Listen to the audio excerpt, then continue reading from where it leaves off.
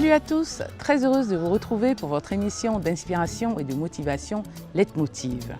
Pour ce nouveau numéro, nous vous proposons de découvrir le parcours d'un jeune chef d'entreprise qui en 1998, alors qu'il n'avait que 20 ans, décide de se lancer de façon informelle dans le soutien scolaire et qui aujourd'hui est à la tête d'un grand groupe international en Côte d'Ivoire, au Mali, au Bénin, en France et même en Chine. Leitmotiv avec Dr Alain Kapo-Chichi, c'est tout de suite après la pub.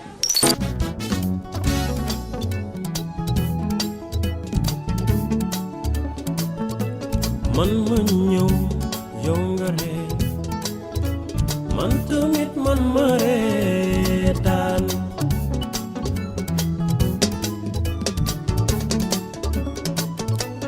man ma ñëw yow nga jooy.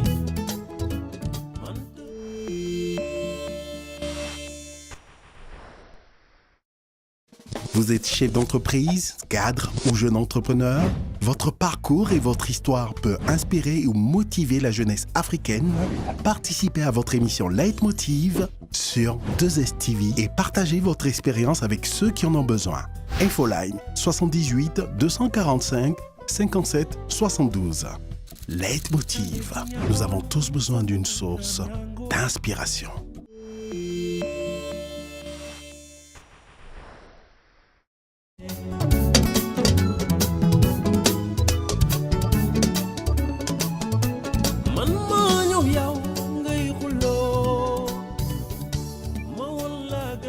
Dr Alain Kapo-Chichi, bonsoir. Bonsoir, Merci d'avoir accepté notre invitation.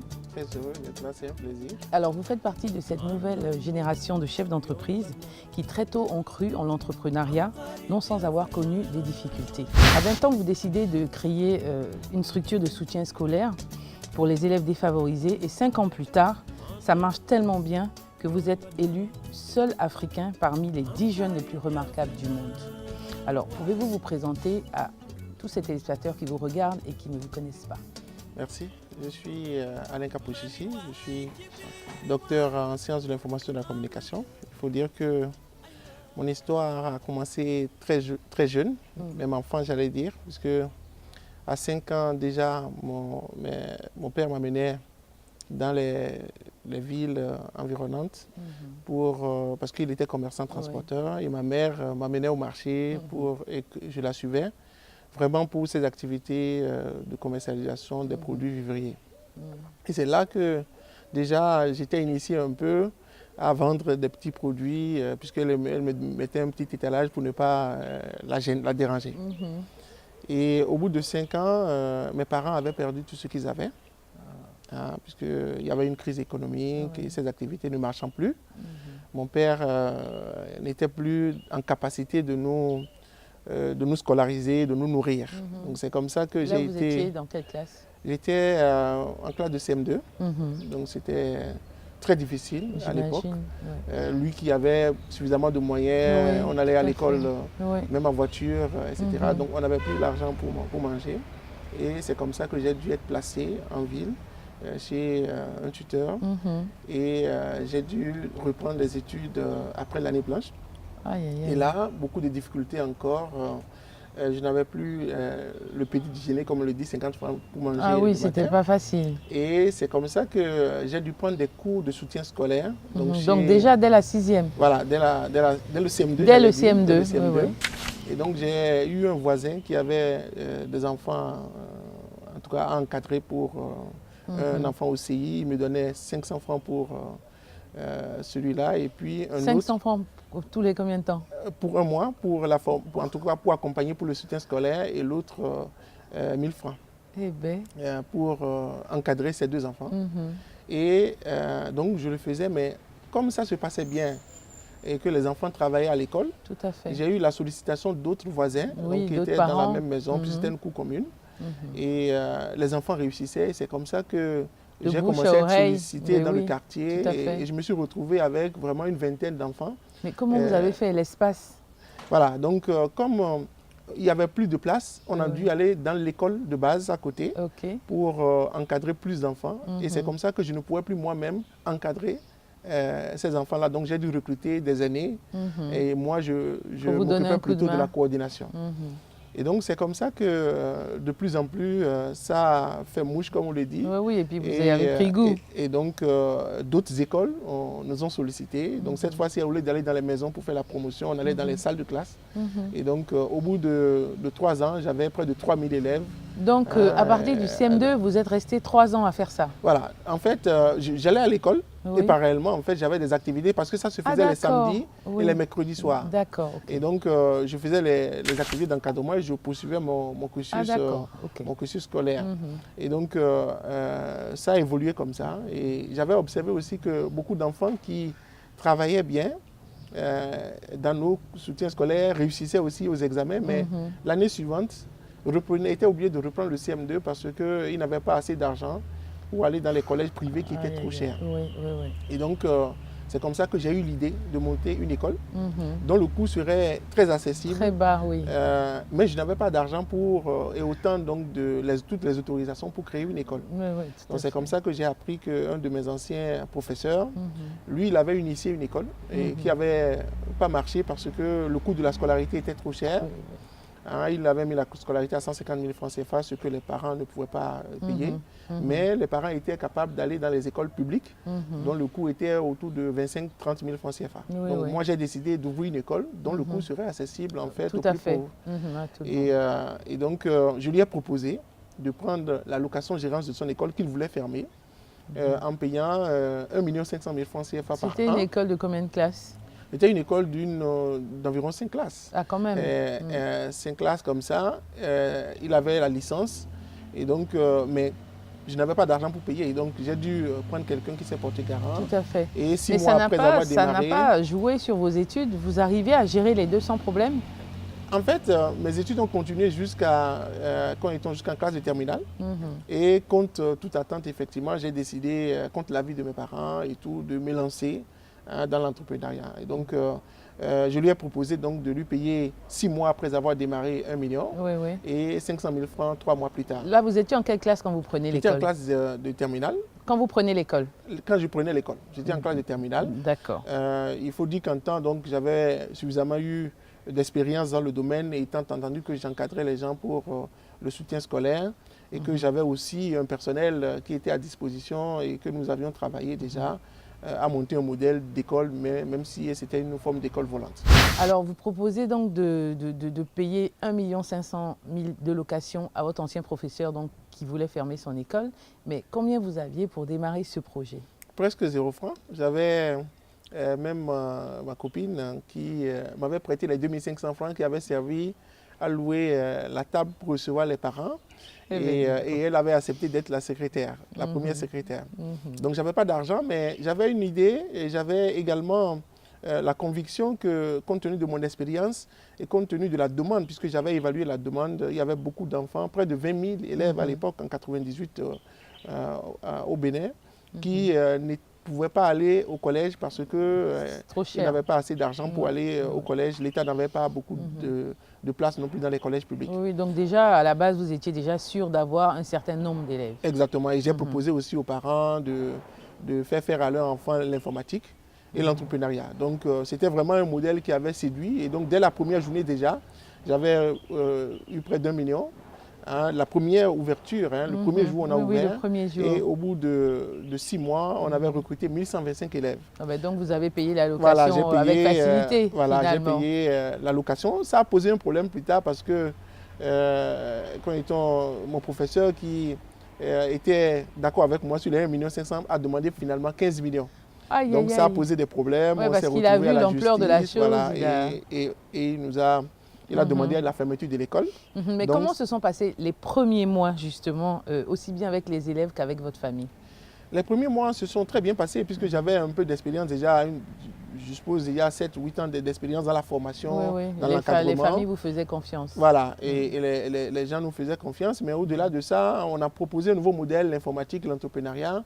Et donc, je suppose que c'était des enfants c'était une nouvelle chance qu'on leur donnait parce que sinon, ils étaient obligés de rester à la maison pour l'année suivante, passer l'entrée en 6e. Mais dans votre famille, votre entourage, personne n'a essayé de vous dissuader, sachant que vous n'aviez pas de capacité financière? Oui, en fait, les gens n'étaient pas d'accord du tout.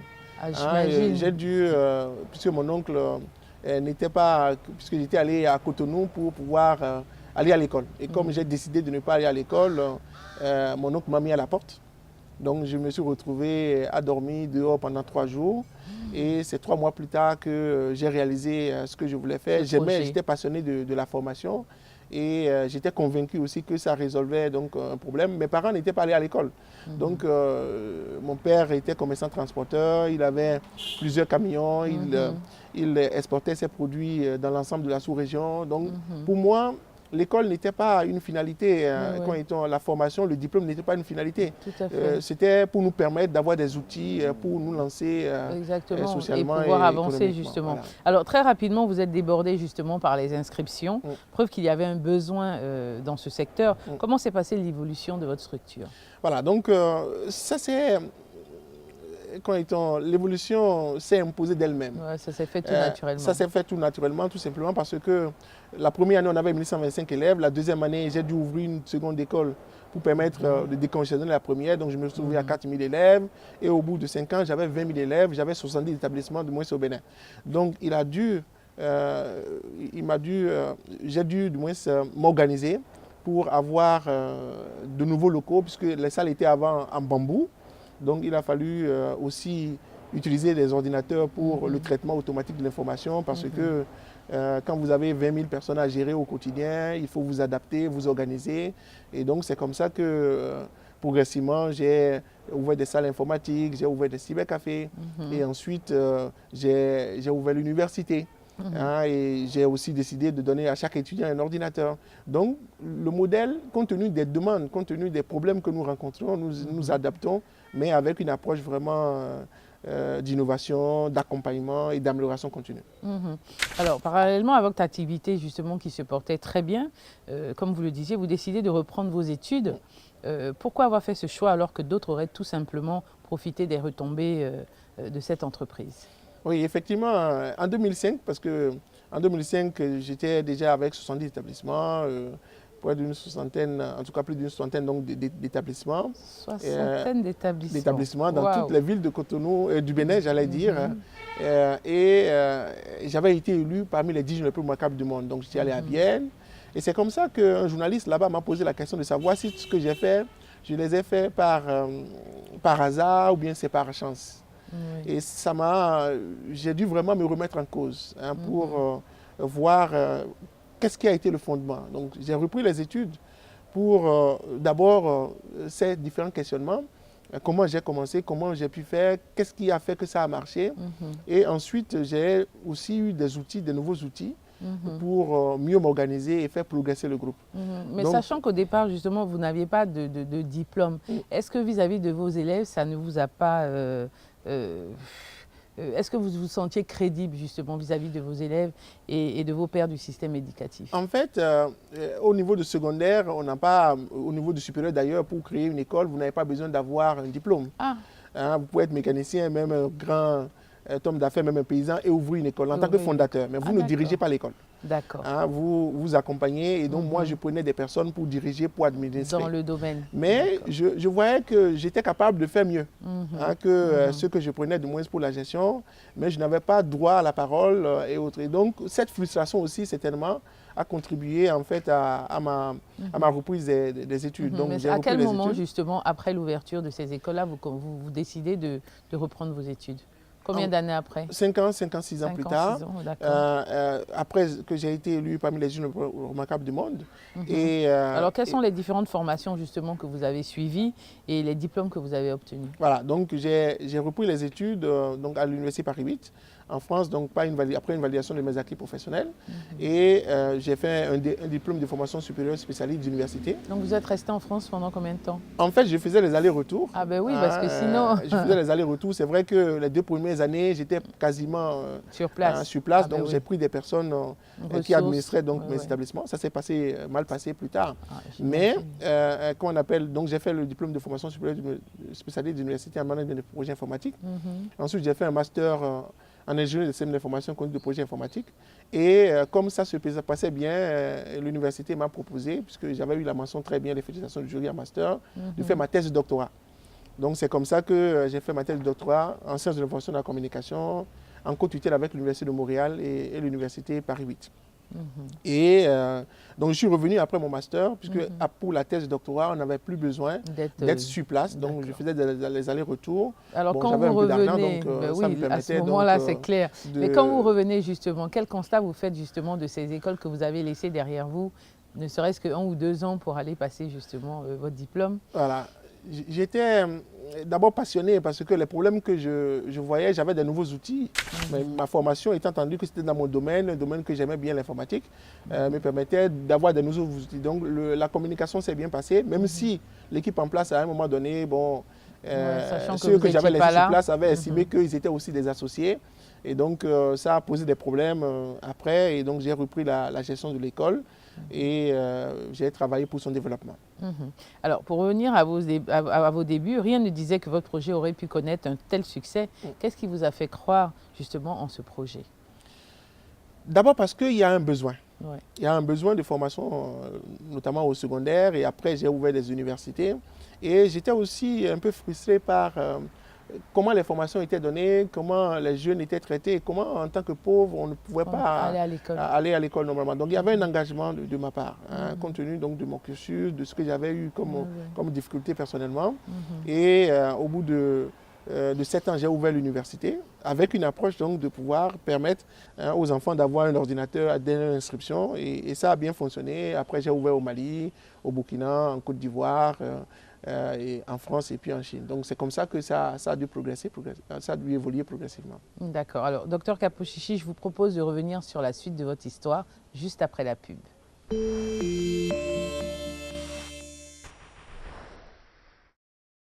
Vous êtes chef d'entreprise, cadre ou jeune entrepreneur? Votre parcours et votre histoire peut inspirer ou motiver la jeunesse africaine. Participez à votre émission Leitmotiv sur 2STV et partagez votre expérience avec ceux qui en ont besoin. Infoline 78 245 57 72. Leitmotiv. Nous avons tous besoin d'une source d'inspiration.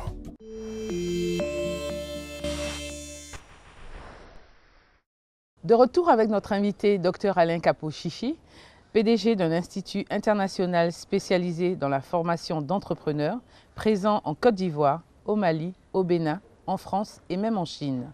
Alors, Dr Alain Kapo-Chichi, après vos débuts au Bénin, vous décidez d'entamer l'expansion de votre groupe dans la sous-région et ensuite en France et en Chine.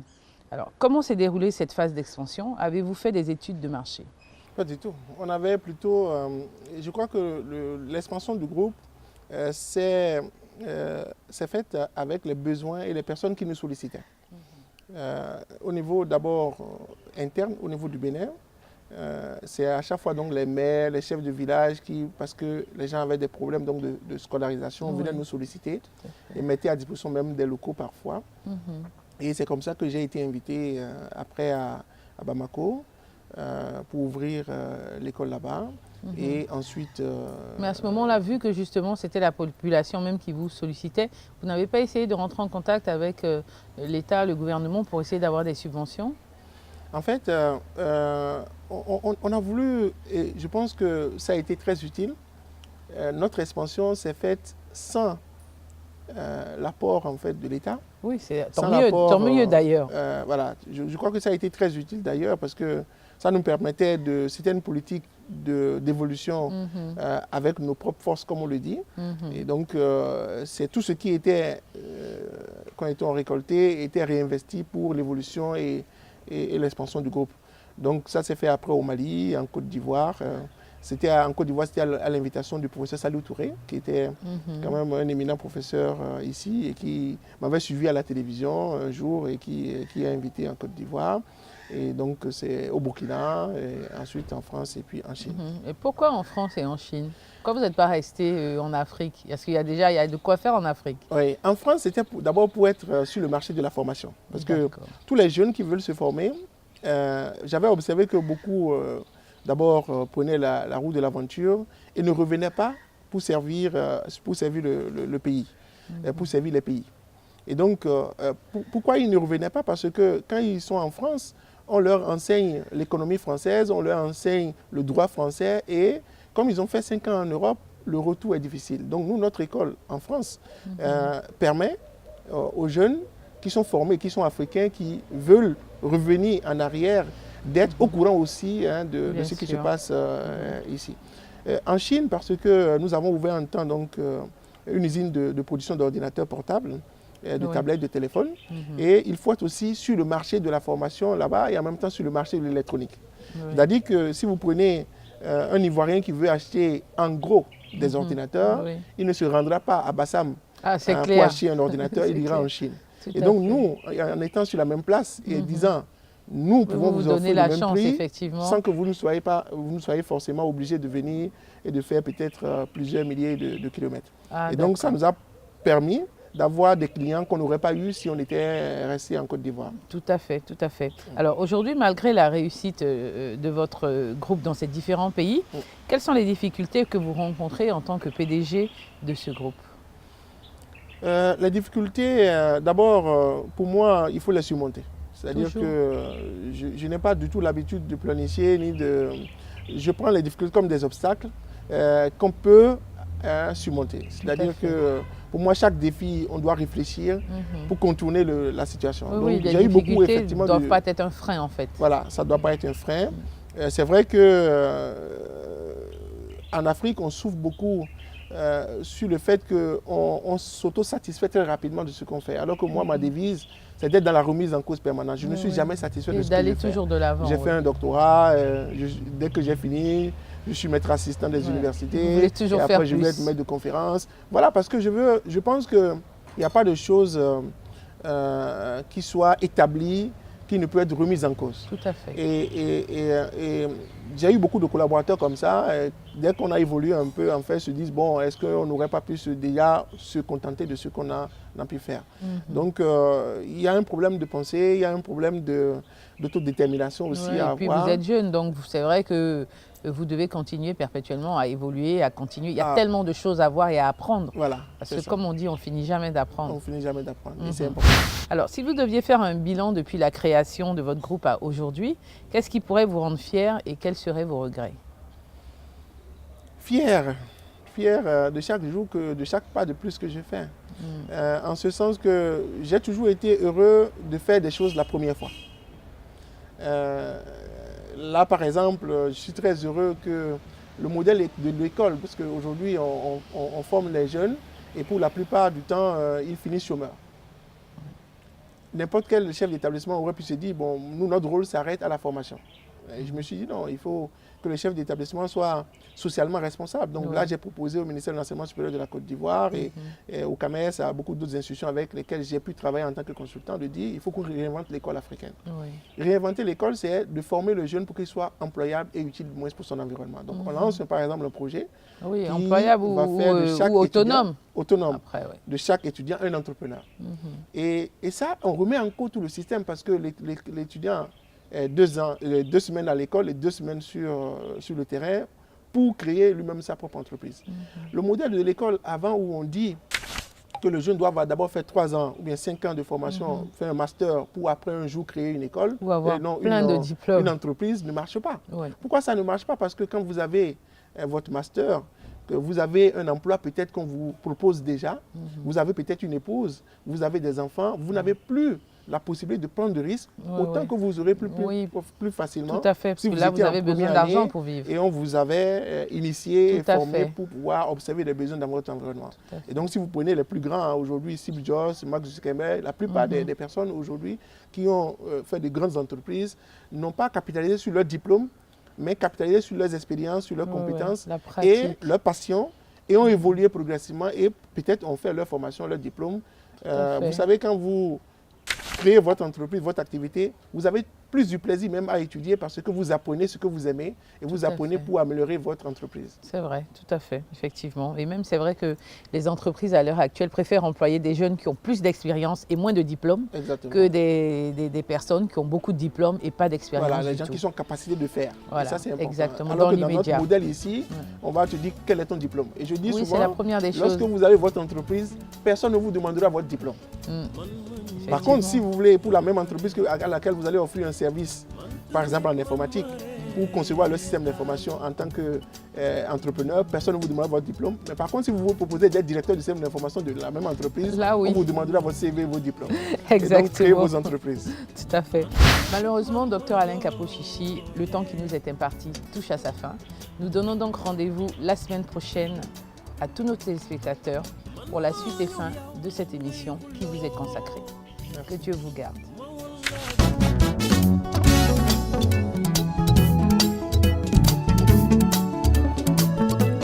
Man ma ñëw yow nga ree man tamit man ma reetaan